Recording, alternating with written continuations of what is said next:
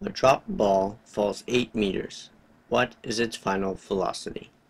So we're going to write down our given information.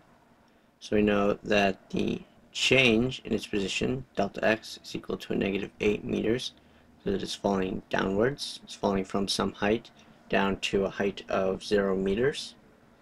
We know that because the ball is dropped, its initial velocity is 0 meters per second.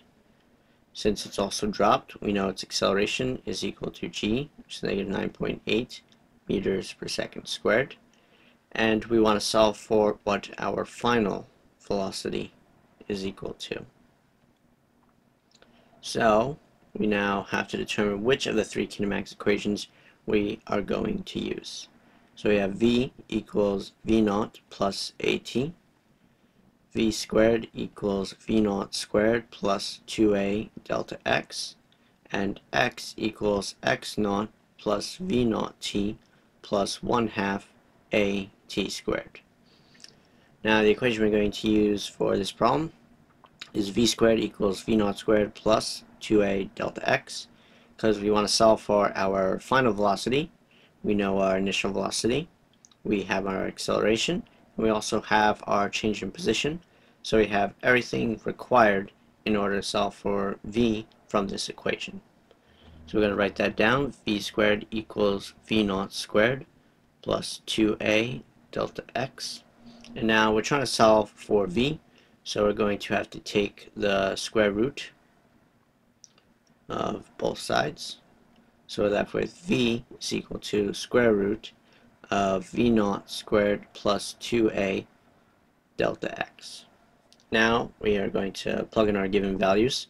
So we find that v is equal to square root of 0 meters per second squared plus 2 times negative 9.8 meters per second squared times our change of position of negative 8 meters, giving us v is equal to square root of 2 times 9.8 meters per second squared times 8 meters.